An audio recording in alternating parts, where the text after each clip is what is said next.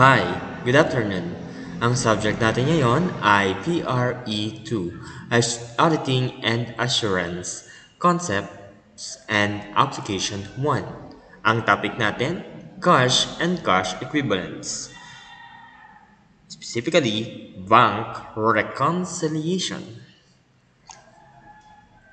So ano ba ang Bank Reconciliation? As defined, Bank reconciliation is a statement which brings into agreement the cash balance per book and cash balance per bank. Yung cash balance per book, syempre, makikita natin yan dun sa records nung ng company. At yung cash balance per bank, saan natin makikita? Sa bank statement. Ano ang bank statement? A bank statement is a monthly report of the bank to the depositor showing cash balance per bank at the beginning, the deposits acknowledged, the checks paid, other charges, credits, and the daily cash balance per bank during the month. So, yan yung ating bank statement. Saan nanggagaling ang bank statement? Hindi siya internal record. Instead, nanggagaling siya sa bangko.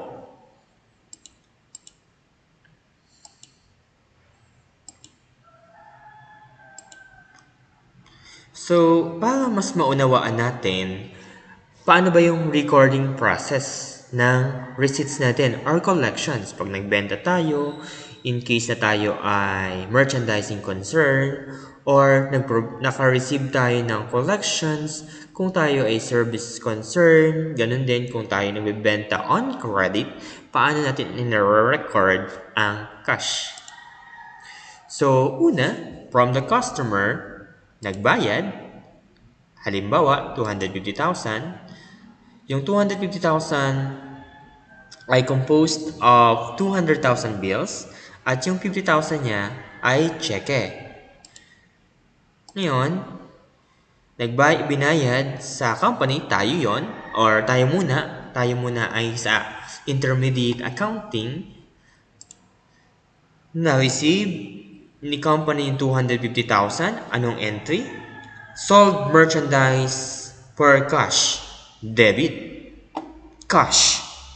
Credit. Account receivable. Sales. Or kung siya ay collection of previously sold merchandise. Credit. Account receivable. So, pagpatak sa ating T account or sa ating ledger, sa company ledger, ito yung record natin.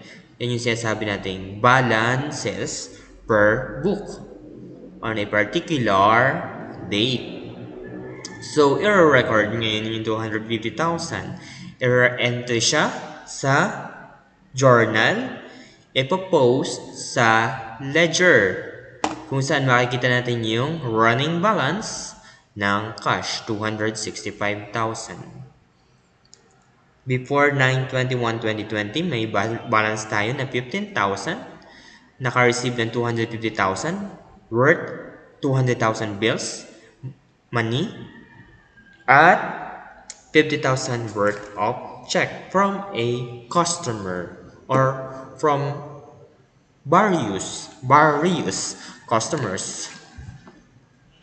Ngayon, under the Impress Fund System, lahat ng collection idideposito. Hindi pwedeng mag-disperse or magbayad out of collections. Meaning, hindi pwedeng yung collection mo ibabayad sa ating suppliers or to any payees kasi wala yung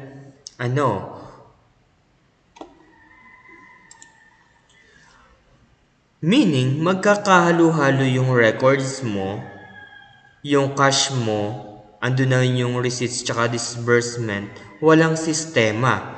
Ang hirap ng check and balance. So ngayon, under the impress fund system, lahat ng collection dapat i-deposito. Kaya, yung entry natin, automatic, ang entry natin, cash in bank, credit either sales or account receivable, ni post sa ledger, ayan siya, 250,000. So, ang reference supposed to be natin dyan ay yung cash receipts books. So, sabihin natin na sa SI number ganyan. XXX. I hate X. No. So, ngayon, naka-enter na siya. Ayan. Naka-debit. Kasi na-receive natin. Then, i-deposito siya sa bangko. So, ngayon, dahil i-deposito din naman natin talaga sa bangko under the impress fund system, automatic, dun sa ledger natin, sabihin natin, account ay Land Bank of the Philippines, account number 143. Ganyan na yung entry natin, pagka-receive pa lang. Kaso, hindi pa na-receive. Kaso, hindi pa siya na-receive ng ating depository bank kung saan tayo nagde-deposit. So, ngayon, kapag na-deposito sa bangko, syempre, tsaka pa lang magre-record si bangko. Magkakaroon siya ng separate record. In turn, malalaman natin yung record na yon kapag na-receive na natin yung bank records. So, ayan. So, na-receive natin yung 250,000 from various customers ay 9/21. Sa mga company, supposed to be, ano siya? Supposed to be, i-deposito agad. Sabihin na lang natin, nagkaroon ng mga cases na hindi makakapag-deposito, halimbawa, pandemic, walang offices, kaya na-deposito lang siya sa bangko ng 9/29/2020. Pagkas-deposito, meron niyang 200,000 na cash, na money, pera talaga, at 50,000 na cheque. Kaya ang running balance na natin sa bangko is 265,000. So, ayan siya. Yung balances natin, tulad. Tulad pa siya. Okay? So, tulad ang balances natin ng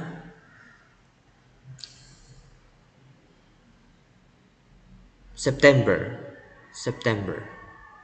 Okay. Ganun yung process. So, 9/21, in-record sa ating bangko.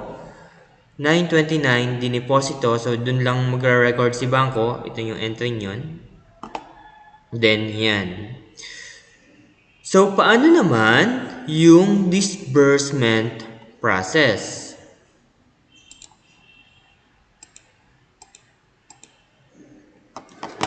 So, sa disbursement process or payment, under the impress fund system, lahat ng payments mo ay gagawin mo through check. Cheque lahat ng pagbabayad mo.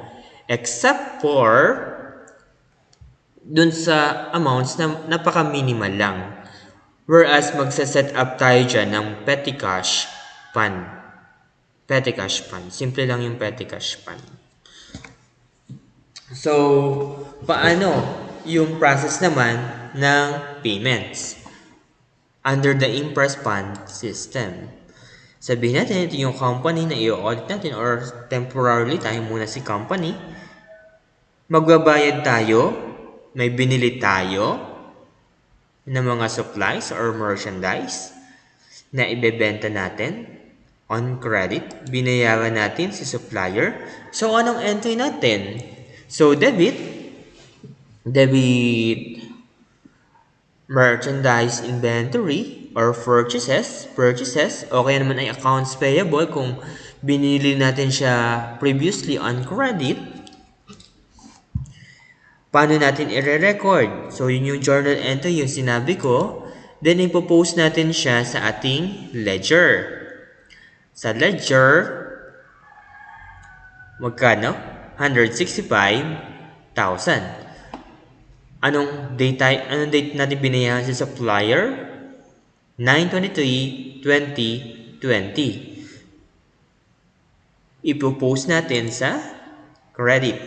So, yan yung pagkakapost. So, ang running balance natin sa ating ledger, 100,000. 100,000. So, sabihin natin, yung pinambayad natin na 165,000. So, dahil tayo impress fund system, dyan ay paid through check. True.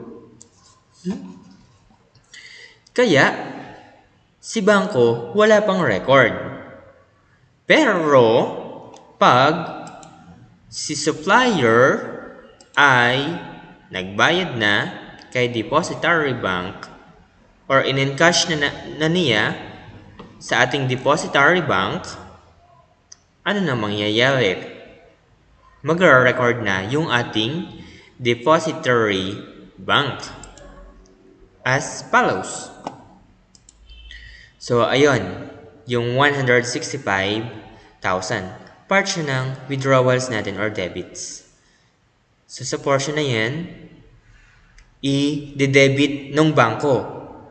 Kasi utang yun sa atin ng bangko. Yung deposits natin, utang ng bangko. So, ngayon, nag-issue tayo ng cheque, in-encash ni supplier, ibabawa sa ating account as withdrawal.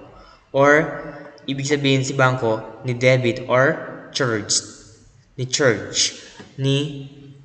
bangko, nung ating bangko, yung ating account. Kaya ang balance na ng account natin is 100,000. So, dahil September, bagamat magkaiba ng araw, September 23, tayo nagbayad. Kaso, sabihin natin, hindi agad nakapag-encash si supplier. September 29 pa siya nakapag-encash. So, ibig sabihin,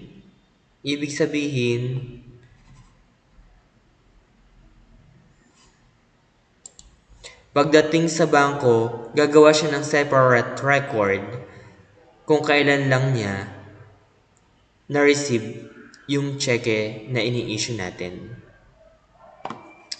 929, so nabawas lang siya ng 929, kaya ang balance natin 929, 100,000. So, sa case na to, tulad pa rin ba? So, tulad pa rin sila.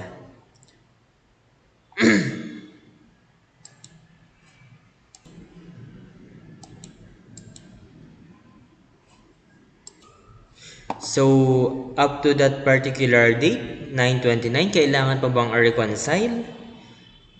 Kailangan pa bang i-reconcile kung sadya namang reconciled? So, hindi kailangan. So, paano yung bank reconciliation? Sa lahat ba ng pagkakataon, laging magkatulad si bank, yung ating record or yung ledger, yung book record, yung bank sa bank record.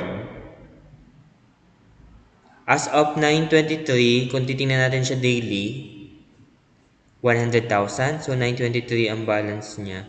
15,000. So, dito, hindi sila magkatulad. Sa bawat araw, hindi sila magkatulad. Pero, yung ating bank reconciliation, ginagawa natin siya monthly.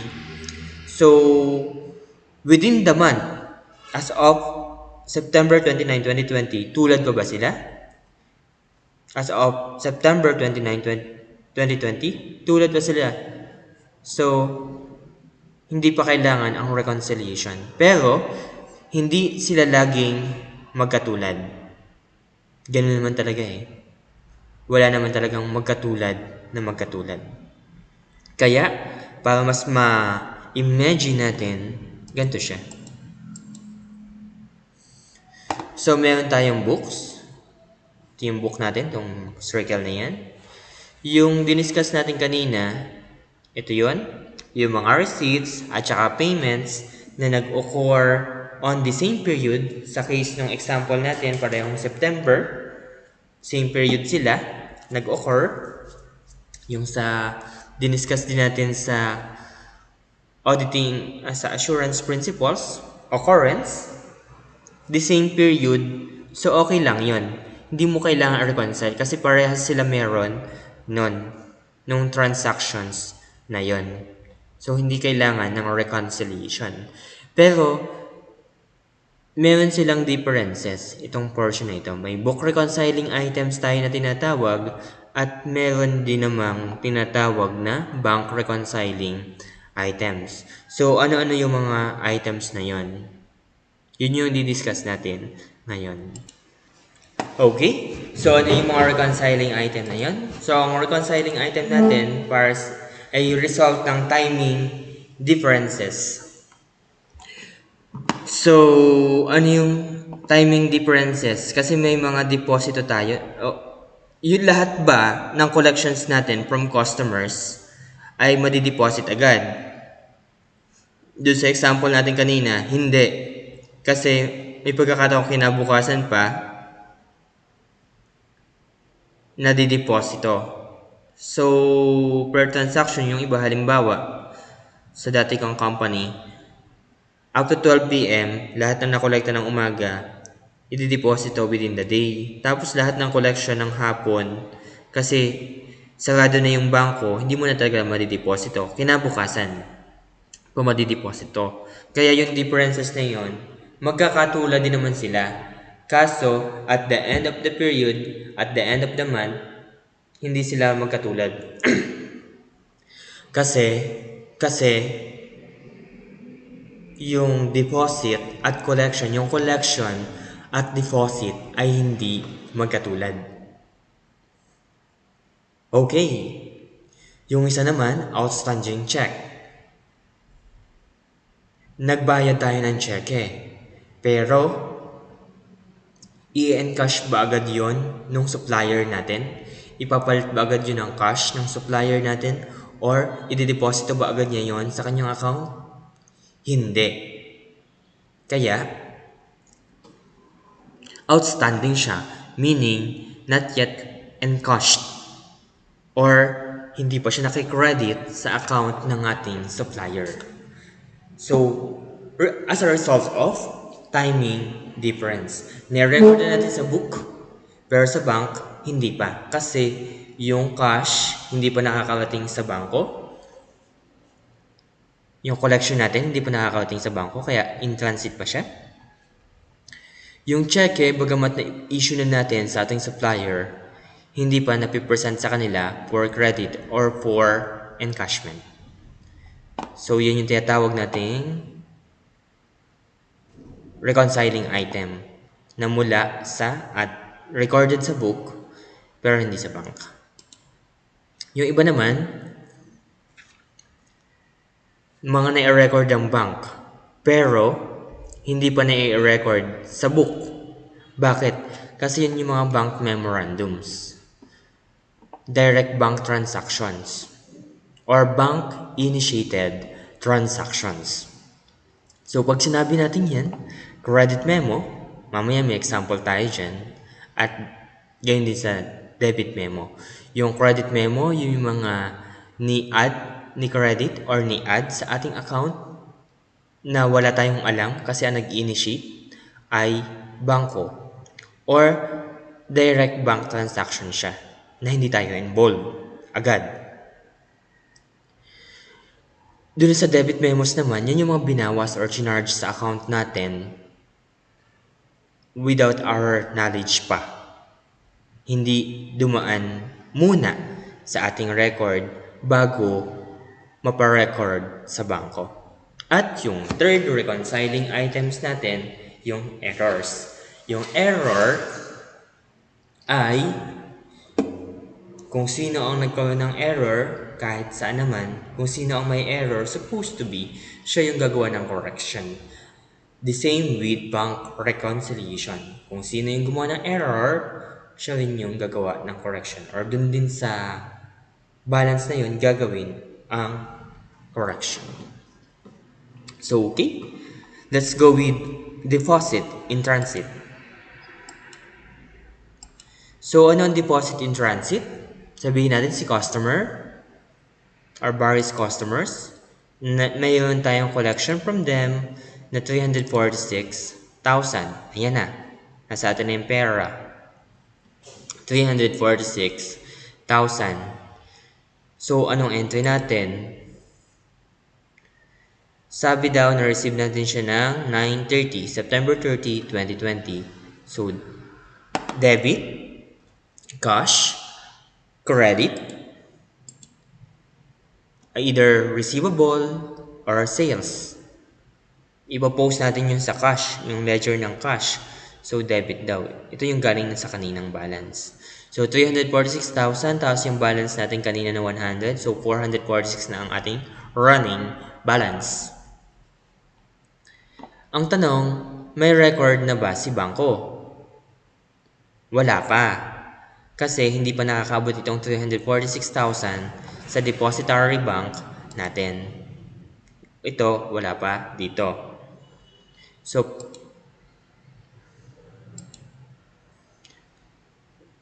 wala pa, hindi umabot.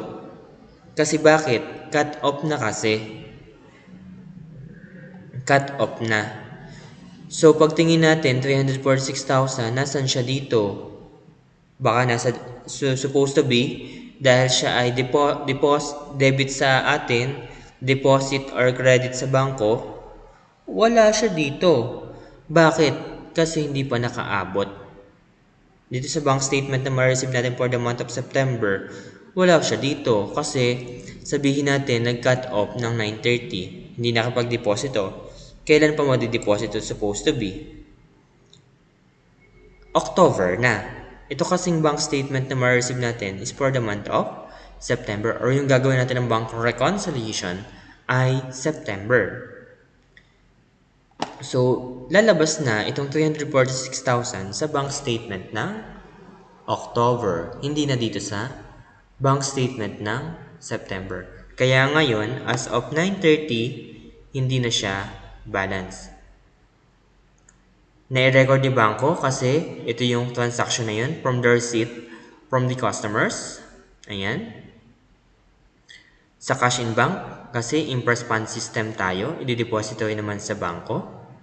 Kasi hindi mo naman pwedeng gastusin yan unless dumaan na sa bangko. So, for the month of September, hindi siya nakaabot ng kay depository bank ng company. Saan siya papasok? October na. Kaya dahil andyan pa yan, ang tawag dyan, deposit in transit. Na record ni company for the month of September, kaso hindi ni depository bank dahil cut off na. So, yun ang tinatawag nating deposit in transit. Paano naman ang outstanding check? Ang outstanding check, ito yung company natin. Nag-issue tayo ng cheque kasi nga tayo ay impress fund system. So, si company, nag-issue tayo ng cheque worth 46,000 to our supplier payee. So, anong entry? Debit, accounts payable, or purchases. Tapos, ipopost natin sa ledger, sa cash ledger, primary sa LBP account number 0143. Dahil siya ay payments, credit. Credit, 46,000. Kaya ang running balance natin sa ating ledger, 400,000. May record tayo sa ating books of accounts sa record ng company. Kaso, dahil 9:30 na yan for the month of September, hindi nakaabot kay depository bank, magkakaroon ba ng record si depository bank? Hindi, kasi September yung bank statement na to. Nasaan yung 46,000 na cheque? Wala pa, kasi si supplier na kay supplier pa yung cheque. Okay? Yan, may record na yung transaction, yung pagkabayad natin kay supplier, record na tayo nun. Pero hanggat hindi pa nai-encash or nadideposit sa kanyang account ni supplier, hindi pa hindi pa ma-recognize ni depository bank natin. Instead, ma-recognize lang yan kapag na-present na sa kanya. Kaso dahil September 9/30 hindi na umabot, papatak na yan sa anong bank statement, anong month? October na. Kasi ito yung 9/30 na deposit. Kaso, hindi pa nipipresent ni supplier, malamang October na yan ma-receive ni depository bank. So dahil hindi na sila nagkasama, itong amount na yan, hindi na sila nagkasama on the same accounting period, reconciling item na yan. Ang tawag dyan, outstanding check. Okay, you may pause para i-absorb. Okay, next. Direct bank transactions. Ito naman yung may record si bangko, kaso tayo wala. Paano yan? Ayan, tingnan nyo. Si customer sa halimbawa, hindi makapunta sa company natin. Kaya ang ginawa niya, nagdeposito na lang siya sa ating account.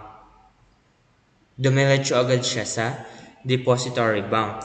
Hindi naman siya nag-report. Hindi siya nag-report. So, ngayon, or dahil hindi dumaan sa company yan, hindi natin alam kung bayad na siya o hindi pa. Kasi dumiretso siya sa depository bank. Yung mga ganyan transactions, ang tawag dyan, direct bank transactions. Or bank memorandums. Particularly, ang tawag, credit memo. Kasi, kinredit sa account natin or ni-add sa ating account. So, wala tayong record. Kaya, ang mangyayari, halimbawa, 52,000. Automatic, nagbayad kay depository bank. Sa ledger natin, wala tayong may record kasi hindi natin alam. Mahirap i-record yung bagay na hindi dumaan sa atin. Pero si bangko, ayan, meron siyang credit. Kaya ang tawag credit memo, ni credit niya nang hindi natin alam. Pero malalaman din natin later. Ni credit sa account natin, kasi dumiretso sa kanya, wala tayong record. Magkatulad ba tayo sa transaction na yan? So, reconciling item na rin yan. Ang tawag, bank memorandum, direct bank transaction, or credit memorandum. CM. CM ang ating gagawing nickname sa kanya.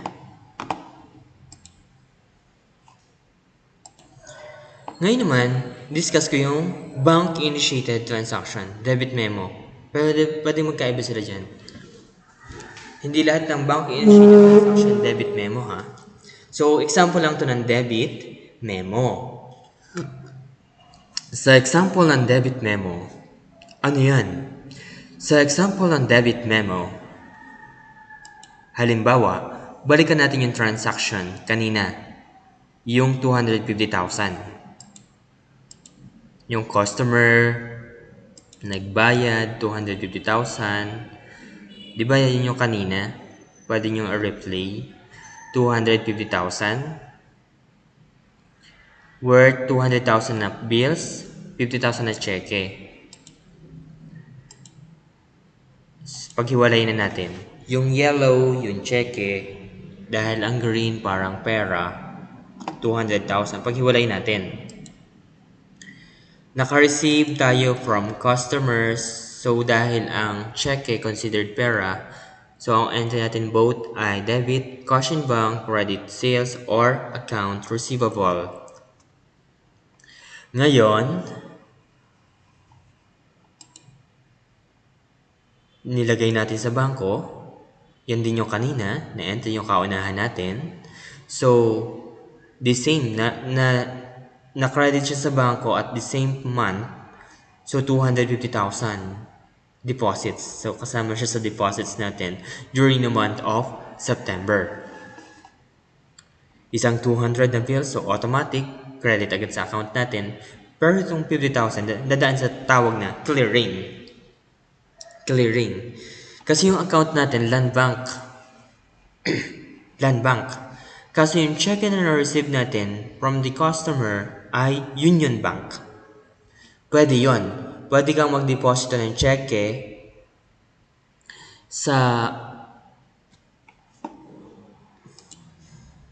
pwede kang magdeposito ng cheque ng kahit anong cheque sa account mo from any other bank. Kaso, kung galing yan sa ibang bangko, kung same bank ang tawag on as check, ibig sabihin, sa amin din yung account, madali yung process. Alam kasi nila yan, may record na sila.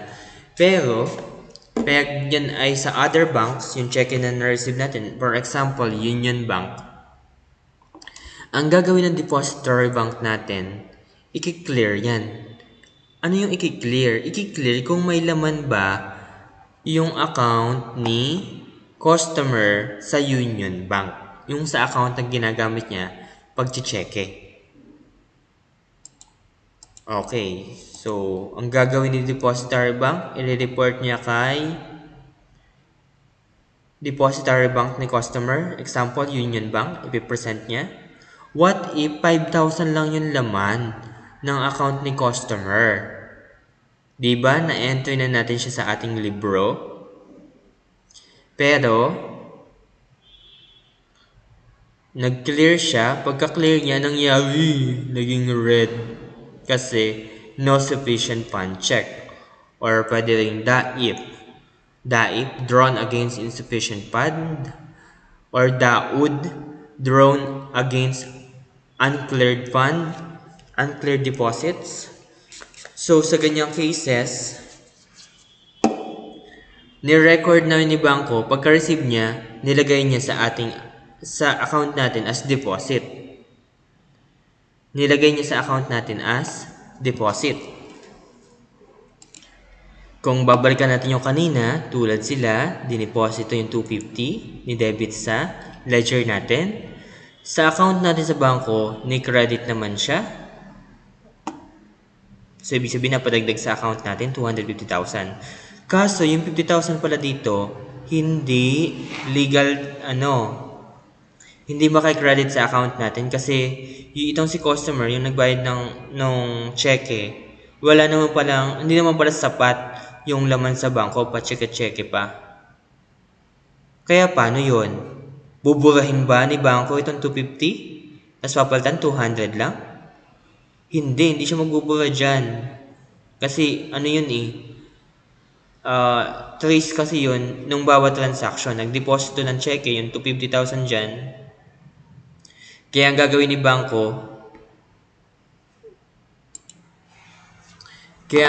bangko, yung record niya, instead na burahin niya yung dati niyang ni-record, mag-e-enter na lang siya ng panibago.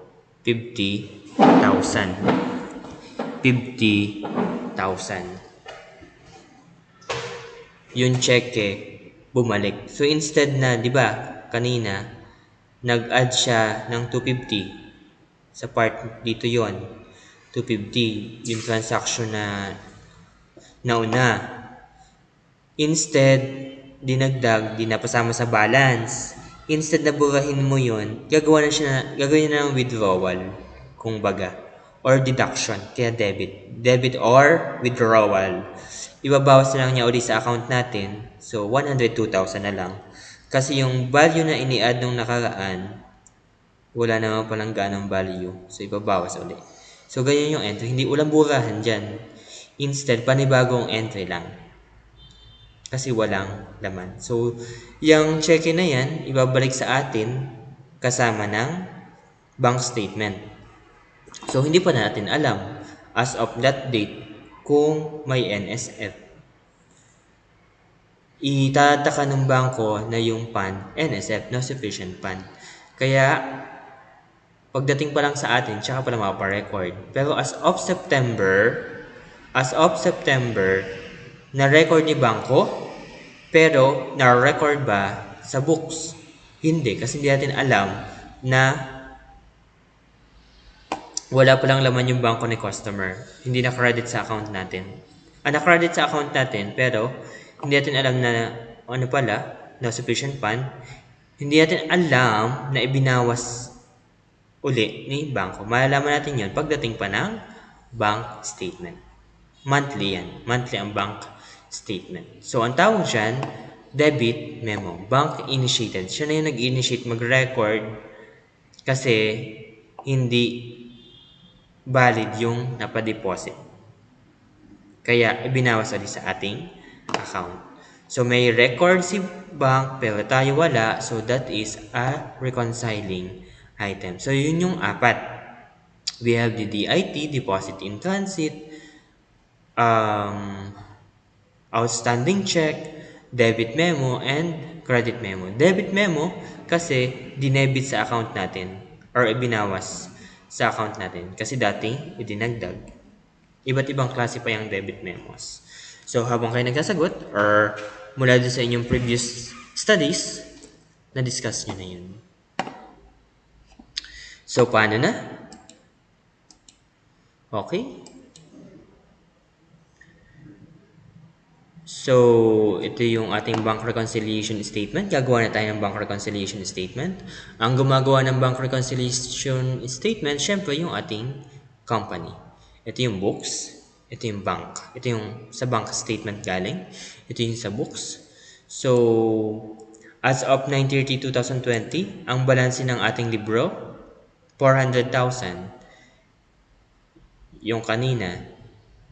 Tapos, yung balanse ng ating bangko, sa bank statement natin, yung statement na galing sa bangko, binibigay monthly, 102,000. Yung DIT, may record tayo nun. May record sa book, pero wala sa bank. Dito siya, pero wala siya dito. Pero itong 346,000, napasama na sa balance na ito, pero hindi pa dito. Yung outstanding checks naman, payments yan, na ibawas na sa account natin, sa ating libro, pero sa account natin, hindi pa. Ito, kasama dito, dito, hindi pa. Credit memo. Ito yung nag-direct bayad si customer sa bangko natin, 52,000. Napa-record sa bangko, napasama yan sa balance na ito, pero dito, hindi pa. Debit memo. Debit memo. So, yung debit memo natin, ini-add siya previously dito. Ini-add siya dito previously. Kaya ang ginawa ni bangko, ibinawas uli niya. Pero hindi natin alam na ibinawas pala uli niya sa account natin. Kaya siya naging reconciling item. So, itong record na ito, hindi pa naiibawas sa books. So, wala pa. Itong dalawa, DIT and OC, hindi pa siya nagta-take effect sa balance na ito. Itong CM tsaka DM naman, hindi pa siya nagta-take effect sa balance na ito. Kaya, hindi sila reconciled. Hindi sila equal. 400,000 is not equal to 102,000. Kaya ang gagawin natin, kung i-record sila dun sa hindi pa, sa particular record kung saan wala pa silang record. Ulit, ano? Ayan. Ayan. Kaya, tingnan natin yung balance. 400,000. Idagdag natin yung unrecorded collections. 52,000. Ibawas natin yung ine-record natin dati na debit cash, credit account receivable. Wala naman pa laman si customer. Pa-check pa. Ang balance, adjusted balance per book, 402,000. 102,000 yung balance ng bangko sa bank statement. Kasi October pa makaka-receive, pero collection natin siya ng September. So, i-add natin siya. Kasi collection naman talaga yan ng September eh. Hindi pa lang yan na-receive. In transit pa nga eh. So, 102,000 plus 346,000 minus 46,000 equals 402,000. Reconciled na ba? Reconciled na ba? Reconciled na ba? Oo, reconciled na. Kaya, ang tawag, bank reconciliation. I-recognize natin yung mga items na hindi na-recognize either from the book or to the bank to, sabi nga sa definition, it is a statement which brings into agreement. In other words, to be equal.